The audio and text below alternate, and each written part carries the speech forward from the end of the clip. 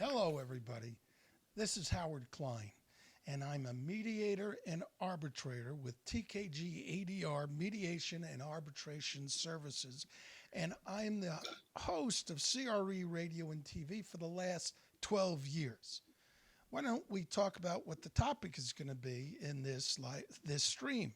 We're going to be talking about the DNA of CRE 2022, which is a survey of people in the commercial real estate industry in the United States conducted in collaboration between Builldout and the broker list.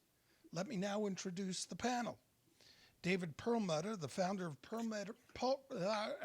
Let's try that again. I'm not going to cut that.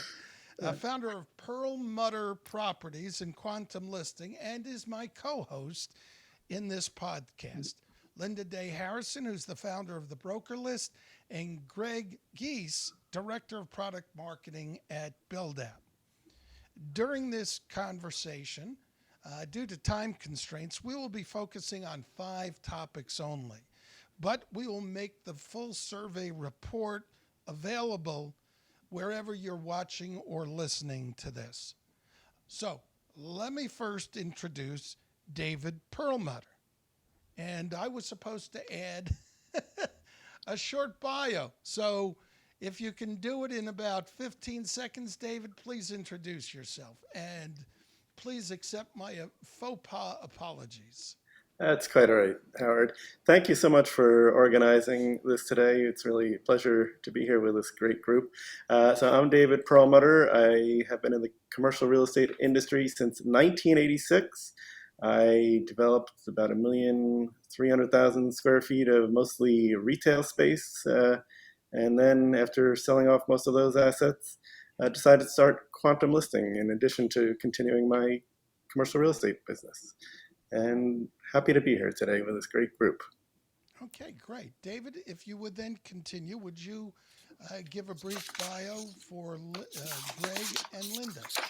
I would be delighted to. So first is Greg Gies. Greg is the Director of Product Marketing at Builldout, which is a leading deal management platform built by commercial real estate brokers for commercial real estate brokers.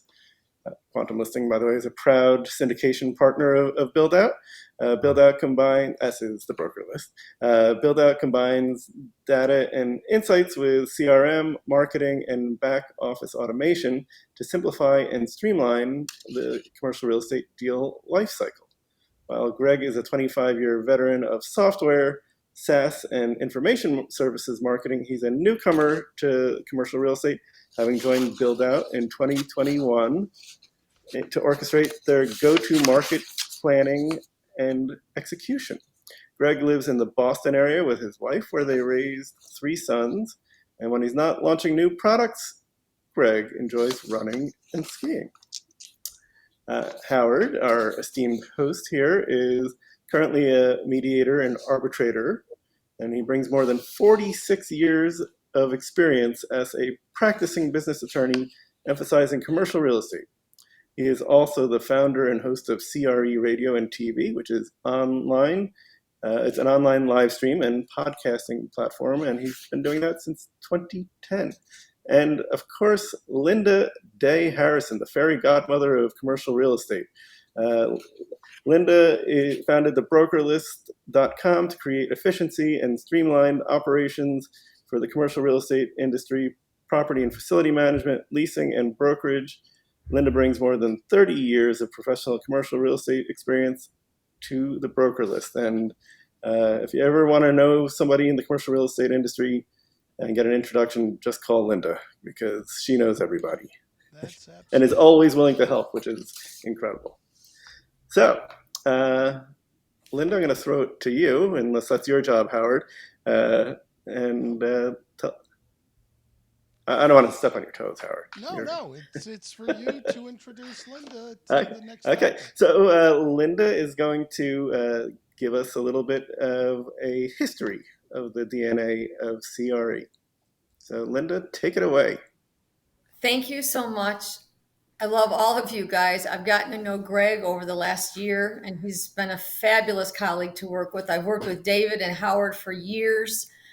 So it's been a pleasure, and it's great to have this reunion on this call today to talk about the DNA. The DNA started just out of a conversation between myself and the then marketing director at Builldout, who had just started at Builldout. And she was told, you've got to reach out to Linda, talk to Linda, that kind of thing. She hadn't been in the industry. Her background was marketing, but she hadn't been in commercial real estate. So we started talking about learning about the industry, learning more about the clients, what they need, what they want, how they work. And in that process, we realized that there really wasn't a survey out there that could benefit everyone. And it was simply just from having a conversation and collaborating on the thought of it. And that's how the DNA of CRE was born. It was just basically a conversation. And we said, let's keep talking about this. So we did. And I don't know how many times we had these meetings where we were on the phone and just having so much fun talking about all the potential things we want to learn about the industry, what we thought the industry would want to learn about itself. So the first year we did this super simple survey. We just started out with, I think, maybe 20 questions. And then we just did a real simple infographic. That was it. So that was how the DNA of CRE was born. The name was coined from going back and forth and talking. And it was just one of those kind of like peanut butter and chocolate moments where I think Eva said something about DNA. And next thing you know, it became DNA of CRE. And we were all so excited. We said, that's it. It's the DNA of CRE. So the whole story is just fabulous and fun. And it shows you how you can collaborate with other people and different companies and come out with something for everybody. And that was the entire purpose of it. Our goal was to engage people, get everybody involved, make it a kind of a grassroots effort where everybody, in essence, was part of it. So every year it just got bigger and bigger and bigger and changed. Some years they actually did paper books. There's a few in my background here I'm back on my table. We've done all kinds of promotions. We've been at the world famous event that David Perlmutter held every year at ICSC. When we did our Wednesday event, we would all come together and do a panel and talk about the DNA. We've been on all of the different webinars, and it was like a road show. We would just be everywhere talking about it. So everybody tried to help us. And then the last few years, we decided to take in partners, which was just escalated the entire survey. And the partners just all pulled together and helped us to get more respondents. And it has been a total success. So I'm proud to be involved with it. I know a lot of the colleagues I worked with at Builldout are not there. So the new people have just stepped in, and I think they love it just as much. So thank you for asking. Whoops. That's the wrong one. Hold on a second. Let me get the right scene. Okay, there's the right scene. So I have a question. If anybody has any questions, did you mention what year you started this? What was the question? Yeah, what was the year that you having trouble hearing me? 2015.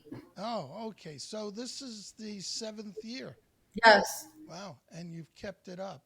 And do you recall how many people participated in the first year and how it's grown up till this year? How many people participate?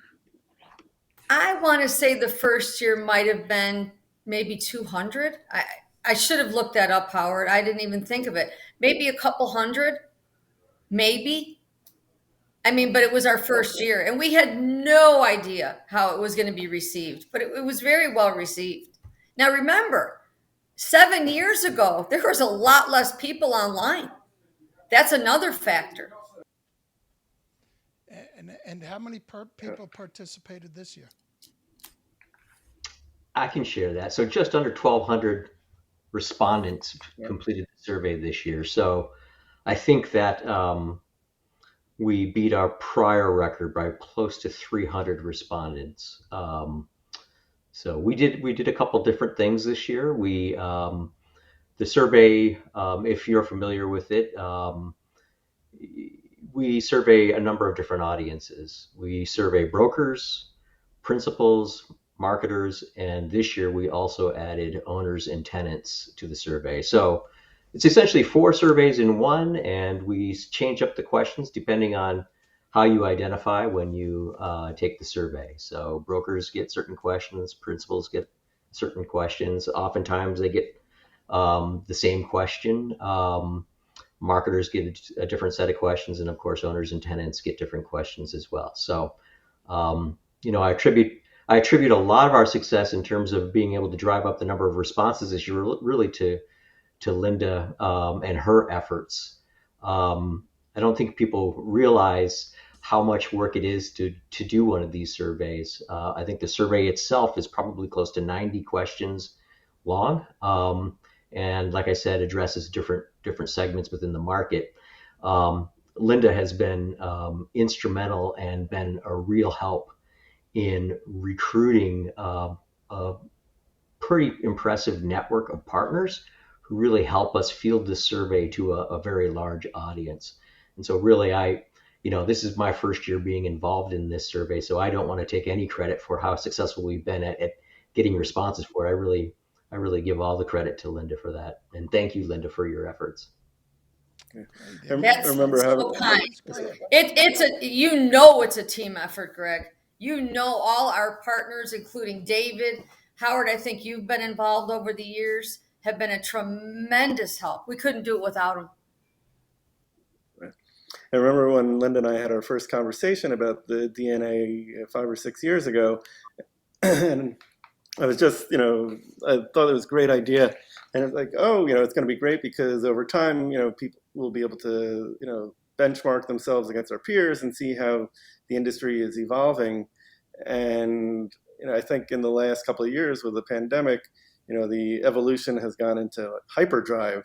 And so I think it's really, great to see that because, a lot of us have been working all by ourselves in a cottage or a bedroom somewhere, and to really see how the rest of our community is doing, I think is, it makes you feel a little bit less alone. So thank you, Linda and Greg and everybody else who's helped push this thing along. All right, let me move on. Let's move to the next topic. I keep on hitting the wrong one. The next topic is Greg is going to be talking about tech spending trends in CRE. Take it away, Greg. Yeah, thank you, Howard. This year we did something a little bit different with the survey. I think this is a new question, and Linda, please keep me honest here. But this year we added a few questions around technology spending habits of brokers as well as principals. Today we're really just focused on how brokers responded to these 4 topics that we're covering. But of course, we've got results for the other segments as well, if you're more interested in saying how a marketer responded.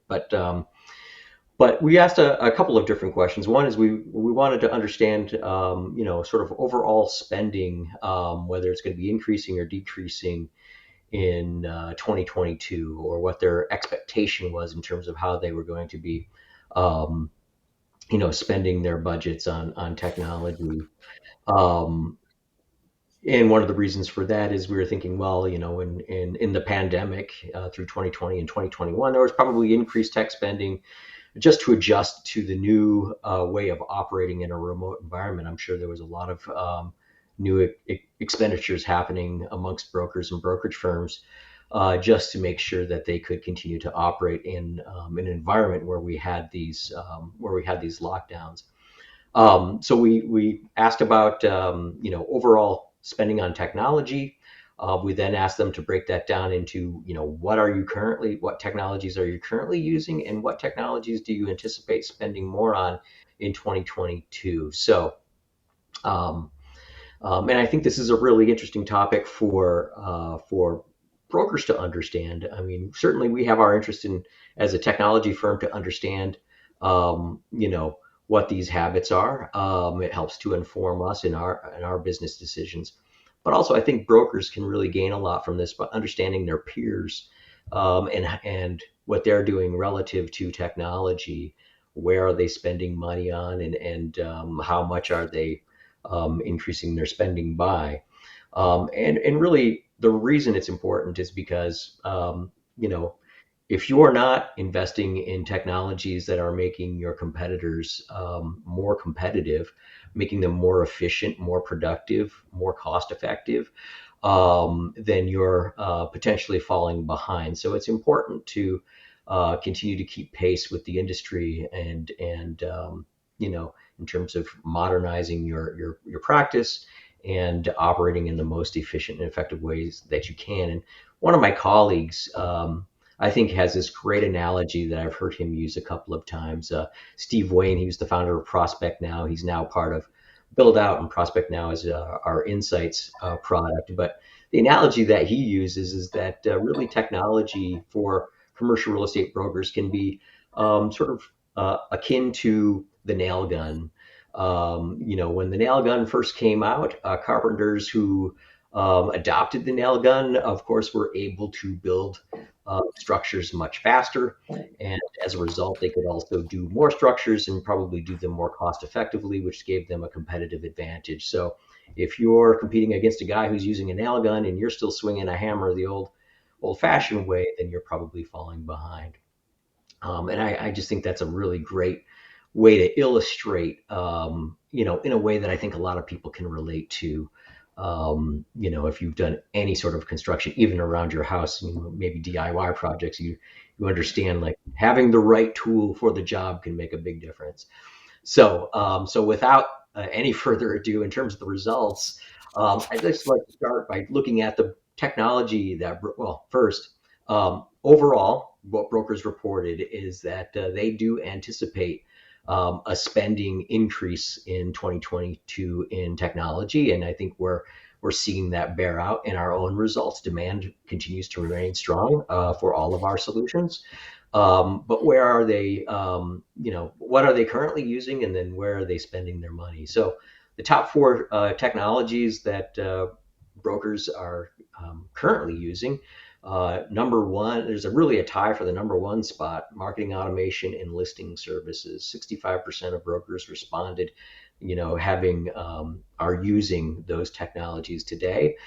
57% said CRM, so that's the second most popular technology that's in play today within brokerage firms and brokers' offices. And then in the fourth place is analytics. And of course, there was a much longer list of technologies that we included in the survey that I won't cover here, but certainly you can download the report and take a look at that. So that's what they're currently using. Those are the top four technologies currently in use by commercial real estate brokers. What they told us is that in 2022, they're really intending to spend money in four main areas. One is on marketing automation. Two is prospecting databases, which is wasn't one of the top four that's in use today. And number three would be listing services at 31%, saying that they plan to increase spending on listing services. And then in the fourth place, CRM, client relationship management, at 30%. So that just gives you some idea, kind of a high level view of technology spending trends amongst your peers in commercial real estate. And like I said, the report goes into much further detail than what I can really share in a reasonable time here.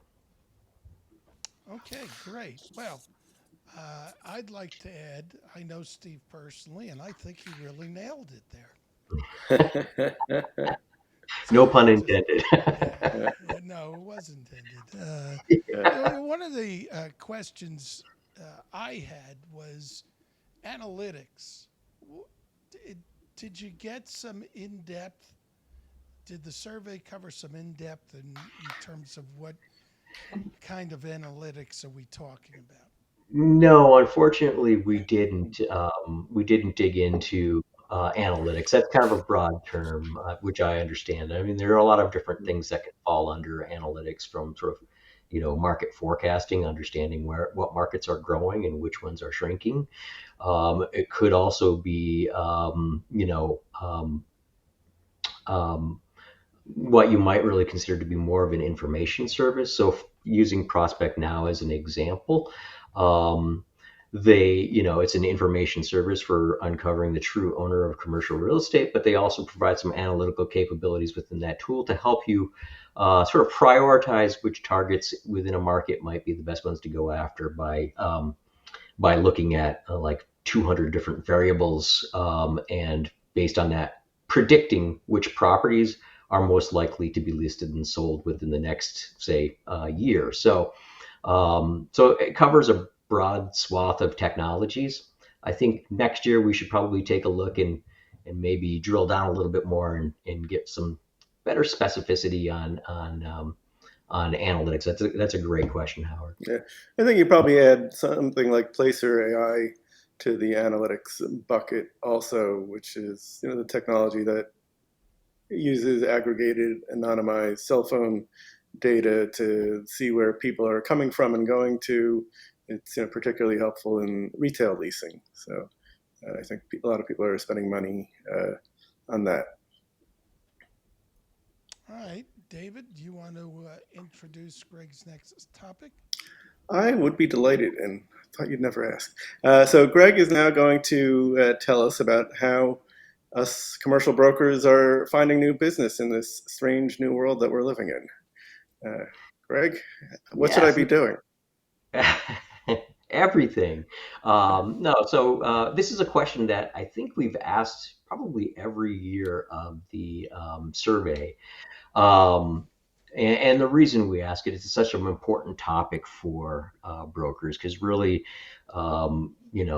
this is really how you grow your business as a commercial real estate broker, right? So, and we looked at this question in a couple of different ways. What are the most popular methods for finding new business, and then what are the most effective ways to find new business? And I think new for this year, we did some crosstabs. We looked at sort of habits by age as well as listing values to see if there are any insights there that could help you understand, what your peers might be doing, that might be within your same experience level. Say if you're a new broker or a mid-career broker, or depending on the types of properties that you represent, property values can vary quite widely. So, and it's, like I said, it's an important topic because really I think sort of the best indicator of success for a broker.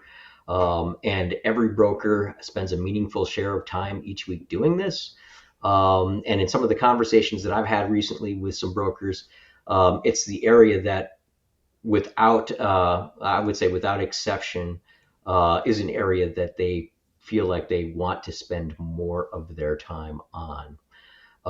So with that, what we found is that 1/3 of brokers reported spending more than 10 hours per week searching for new opportunities. And that about 2/3 of brokers reported that they expect to win somewhere between 1 and 4 listings per month on average. The number one method, that is the most popular method, are referrals from past clients. And this is sort of the most popular method for prospecting for new opportunities. What we found in age groups is that older brokers, ages 40 plus, are more likely than younger brokers, ages 21 to 39, to say referrals from past clients are most effective.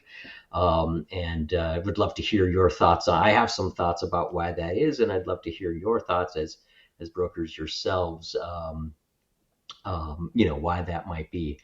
The next most popular way is referrals from other brokers. 53% overall reported that this is or selected this as a way that they're finding business. And 11% said that it's the most effective. So not the most popular, but in terms of most effectiveness, I think this is the one that ranked highest.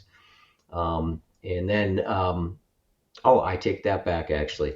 Cold calling is in second place overall, at 56%, but in terms of being the most effective technique, it ranks number one, which I found really interesting. And one of the things that I've learned being a newbie to this industry is the extent to which cold calling is used in this industry. I've worked in technology for more than 2 decades now, and I can say in technology, you're seeing that practice of cold calling sort of give way to other ways of finding new business. So it's really interesting to hear that in the commercial real estate world that this continues to be a really effective way to find new business. It was really interesting to me. Really surprising to me, social media ranked fourth, and that was up from sixth place last year. And again, when we look at age cohorts for this, we find that younger brokers, they're more likely than older ones to prefer social media. I think that probably makes a lot of sense just intuitively. Um, and then lastly, with respect to average listing size, um, brokers with higher average listing size, that is $1 million and above, are more likely than those with a lower listing size to rely on things like email marketing, personal relationships, as well as cold calling. So those are just some highlights in terms of top methods that brokers are using to find new business. Great. So, any questions or comments? I was going to Well, say that the way we worded the question over the years was, what is the top or most, I think it was, I can't remember the exact question, but what's the most important thing to your success? And the answer was always relationships. Do you remember that, David and yes, Howard? I do. Oh, Yep. yeah. I mean, every year it was like, I don't know, 85%. And that ties right in with the new way you're asking the question, which goes to the past clients. Then obviously cold calling isn't necessarily relationships, but depending on how you cold call, it could not be a cold call, it could be a warm call, whatever. And then Mhm. of course social media, which is changing the way people connect. So, but it's still relationships, even if they're virtual versus real. The other thing I wanted to comment was the age, the older versus the younger, is I think the younger people, it's kind of obvious that they don't have the track record of clients, and they don't have the established credibility and presence of years and years and years of relationships that the older brokers will have. So I think that it kind of makes sense that they would say that they don't go back and call old clients, because they probably don't have any to call. Yeah. But David? Yeah, Yeah, I think. yeah. When I remember, I started in commercial real estate in 1986, and I started in Westchester County, New York, which was before I started working there, was really just something that I would drive through to get to college, and so I knew absolutely nobody in Westchester. And I remember making best friends with the reverse directory that would have the list of buildings and all the tenants in those buildings. And yeah, I would spend my days, smiling and dialing. And boy, was it exciting when, somebody said, "Yeah, actually, we are looking for something." I was like, "What, you are?" I was like, so once you get over that initial shock the first few times and you make a couple of deals, it's a little less intimidating, and because you know that eventually it's going to pay off. And it still works. Honestly, as a veteran, I am more inclined to do cold emailing than cold calling. But depending on the listing, sometimes I'll just pick up the phone if I think that somebody's exactly the right tenant for a space. I'm going to call them, and sometimes it works. Yep. I was going to add in, what is it, 83, 84, 84 and 85, I was a broker in New York City. And in that capacity, what I used to do is walk a 50-story building from top to bottom, get all the names of all the companies. Of course, try to get past the receptionist, which was nearly impossible. And then I'd use the reverse directory and start calling. And yeah, you'd be surprised how people go, "Yeah, I'm looking to get rid of some of our space," or "Yeah, I'm looking to get other space, but I want it in the same elevator bank." And that's how you generated business back then. there weren't any computers in all the listings, which we'll get to. All the listings were on these flyers that the office would receive every day. So that's how things were done back then. Well, David, why Oh, I don't want to you? mention something, Howard. When you're talking about cold calling, I mean, I think because of what's happened with the world and how we've all kind of gone home, so to speak, to work, and so many people aren't going to offices, I think cold calling is going to drastically change because people aren't at a desk to call. So I don't know how you can find people unless somebody said something about cell phone data. I don't know how you're going to find people sitting at a desk anymore. They're on cell phones or they're at home or whatever. I think that's going to really become obsolete almost. I don't know how they're going to do it unless they're We going to have a phone book. yeah, What, we have a Craig? system for that. That's what I'm saying. Yeah. That's So what earlier most we talked people about Steve realize Wayne. He founded the company yeah, Prospect. Now, one of the things they do is they uncover cell phone numbers for sure. owners of commercial real estate. So, and in fact, he relates his own personal story with this. You know, when I've talked to him, and he recently moved, and this is really a more of a residential use case as opposed to commercial, but. He said it's pretty surprising. You send out letters and make phone calls to people who haven't listed their house, and believe it or not, people respond saying, "Yes, I'm thinking about selling." So it works, and I've heard about people doing that as well. So that's Well, but the application I was thinking is similar to what David and Howard referred to in my career.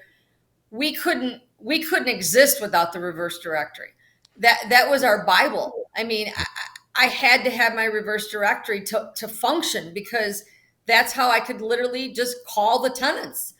So I guess it depends what you're doing. If you're calling tenants and occupants of buildings, is now I don't know if Steve has come up with a system for that versus the owner of a building, because the owner of the building would be tied to a tax record, but the right. tenant and the occupant of the building, that's getting scarcer and scarcer because of security concerns, and you can't get into the buildings like you used to be able to years ago and canvas. I mean, I don't even know if you can do it anymore. Prospect now, and God forbid I say co-star, you can get, it's not always accurate, but they do Right, provide tenant information. Right. And sometimes it's accurate. I couldn't tell you what the Right. percentage is. I just know that a few years back when I was using them, they weren't always accurate, but they were accurate enough. So Right. I think we need to move on to keep Okay. this rolling. One last thing on this. Another new technology which I started using in the last year, which is I think super great for finding tenants. It's called Resquare, and I think it's re2.ai is their website, and it surfaces the email addresses, phone numbers, and Facebook Messenger information for anybody who's got that stuff, and it's really very effective, I think. So. Wow. We got to move on Yeah. because Linda's going to beat me up if I don't get this moving. So, David, do you want Yes. to introduce the next topic for Greg? I do. So next, Greg, we want to hear you about listing sites. What are the top changes that you've seen in the over the last couple of years with commercial real estate listing sites? Something Yeah, near and dear to your heart, right? Yes, sir. yeah. It's pretty interesting what we saw in terms of changes from 2021 to 2022. Although I'm not entirely sure what the reason for that change is. We just know based on the survey how people responded one year versus the next. But what we found is that although the ranking of the top sites, so as you would expect, LoopNet, Crexi, Catalyst are the top three. One thing I do want to point out, and I'd be remiss if I didn't mention this, that the broker list moved up a spot to the fourth place this year. So congratulations, Linda, for that. That's great. But really, the big surprise is that there was a significant drop in the number of brokers that selected LoopNet in 2022 versus 2021. So in 2021, 87.5% of brokers said that they've been using LoopNet, whereas in 2022, only 52% said that they were using LoopNet. So again, don't know why that is. I mean, we did have a different number of responses this year than we did in previous years. So last year, I think it was 448 responded versus 620 this year. That might account for some of that difference. However, that's such a significant drop. I feel like there's probably something else going on there, but I really couldn't put my finger on it. So if you've got any insight, I'd love to hear what your thoughts are. One sort of possible solution is that every year LoopNet jacks up their prices 10 or 15%, and it could be that they're just beginning to price themselves out of the market. Yeah, I've heard the same. It's money. That's what I've heard. Nothing else, nothing, no other negative reason other than people can't afford it. Yeah. I don't think we ever could afford it. Yeah. It's very, very expensive, but it's still pretty good. Howard, it used to be free. Yes. Well, it used to be free, but the free version, if you wanted to list properties on the free version, it wouldn't go up on LoopNet right away. So the paid version used to be, and this is going back to sometime in the 90s, the paid version, it would get put up right away. So you got the information was fresher on the paid version. And they didn't always tell people that, but in any event, so let me introduce, unless anybody's got any other questions, let me introduce the fourth topic that Greg will be talking about, which is the amount of hours worked per week dropped this year from the previous year. And I'm curious to know a little bit more about that, Greg. Yeah, so like you said, the number of hours that brokers are reporting working in 2022, or expectations, I should say, will be lower than what they expected in 2021. So in 2021, about 50% of brokers reported working over 46 hours, and of this, nearly 20% worked over 55 hours per week. In 2022, only 31% of brokers report that they intend to be working over 46 hours per week, and with only 11% reporting planning to work more than 55 hours per week this year. So it's a pretty significant drop if you think about it, from 50% down to 31% working more than 46 hours, and almost cut in half from 20 down to 11%. I have some thoughts about that. Maybe brokers have had to work longer hours over the past couple of years as a result of the disruption to COVID. They've had to make changes in the way that they've been operating. So I would imagine that would take them more time, or maybe and I don't know if this is true or not, but maybe it was more competitive. Like there just wasn't as much activity, so therefore they were working longer hours in 2021 because of the effects of COVID and the slowdown of the economy overall. So, but would love to hear your insights and what you're seeing. I would say one reason is people just couldn't do other things, so they worked because you couldn't socialize the way you used to be able to. Usually the simplest explanation is probably the right explanation. So I think you're probably right about that. I think about when I first started to work remotely, I worked around the clock. I've gotten better about that, but yeah, I think that's a pretty good insight there. Well, I think for real estate brokers, there's a common misnomer among people who are not real estate agents or real estate brokers is it's very easy and you don't have to put any time in. Honestly, that's what I hear a lot. And I can tell you that both as an attorney, I, I my shortest weeks were 55 hours. Mhm. And when I tried to be a real estate agent, my shortest weeks were 55 hours.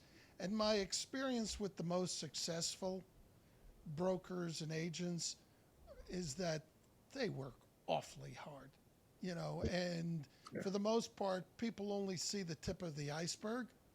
Right. So I just can't imagine that that drop is honestly accurate, or certainly not for the people who want to be super successful.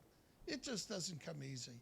And the minute you stop marketing, and I consider marketing to be part of your workday, the minute you stop marketing, business is just going to dry up. Occasionally, a former client calls you up, but you got to constantly do this stuff. That is true. Okay. Unless anybody has any comments, I'm going to start. My only comment, my only comment, Howard, is I think brokers are in their own business. It's their own company. And when you run your own company, you're working 24/7. Any business owner knows that. And I don't think people Absolutely. realize that brokerage is having your own business. Maybe there are cases where you're on a salary and you work for somebody, but for the most part, they're independent contractors that just get a commission and they have to work round the clock practically. So I think I love David's reason, but I also think that there's just been a trend in society where you're hearing more and more people don't want to work that hard. They're kind of fed up and burned out. So it could just be burnout, just this whole thing that's going on where people just are like, I've had it. And it could be a COVID after effect type thing. They broke their necks for those 2 years because everybody I talked to in our business during COVID, they were swamped. They were busy, which is the opposite of what you would think COVID would have caused in our business. I think people were just buried. Now, they may not have been making tons and tons of money, but they were very busy addressing all the problems related to COVID that kind of reared their ugly head. And David, you being in retail, you know what I mean. I mean, they were just Yeah. running crazy. What do you think, David? Yeah, no, I think that is true.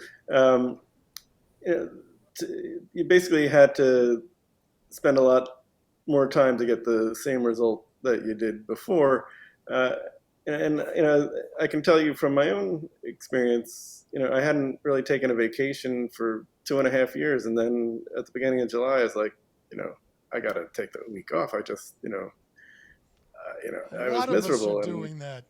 yeah, and it really helped. I mean, I didn't go anywhere. I stayed here and just puttered around the garden and things like that, and which I guess is work, but it wasn't. I wasn't thinking about the listings and my clients and all day long, and just a little time like that really was helpful. And so I think it could be just something that we're all doing to make sure we stay mentally healthy and able to do what we're doing going forward. Yeah, Linda, who wants to really work more? As much as I work, I work as much as I can. Not that I want to. I just been doing it so long, I don't know how to wind it down. I just simply run out of gas. And I go, okay, I'm going to sit down, I'm going to read, I'm going to do this or do that and try to clear my head. So I'm going to wrap this up, have a couple of questions for you. And I'll start with David. If there was one takeaway from this year's survey, what would it be to you? Well, I think sort of the resilience of our industry that, we've every few years we have some sort of shock to the system, whether it's a recession or a slew of savings and loan issues or whatever. And there are so many smart people involved and creative people that they keep finding ways to keep going. And I think, the tech tools that, Builldout provides, the services that, Linda provides through the broker list, and, hopefully that quantum listing provides those, people just find new ways to like keep moving the ball forward and to make this a very vital industry, in spite of everything that's been thrown at it over the decades. And David, why don't you tell us how people can get a hold of you? I would be delighted. Thank you. So you can reach me at David at Perlmutter Properties, but I'll give you the cheat version. David at pearlprop.com, PERLPROP.com, or David at quantumlisting.com. You can find me on all sorts of social media. You can find me on the broker list. And the bathroom wall, I might add. You're not supposed to tell anybody, Howard.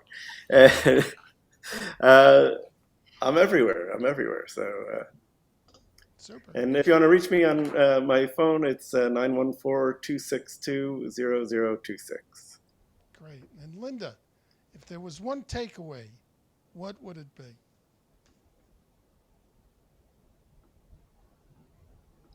Linda? That to me, Howard? Yeah.